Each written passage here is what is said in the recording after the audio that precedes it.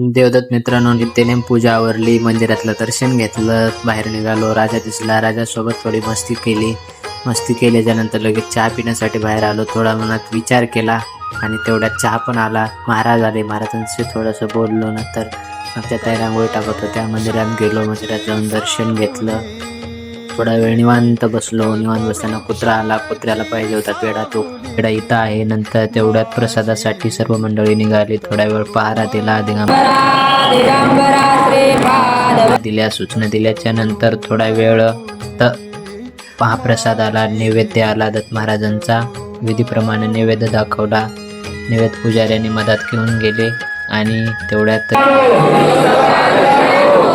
आणि थोडा वेळ बाहेर फिरलं.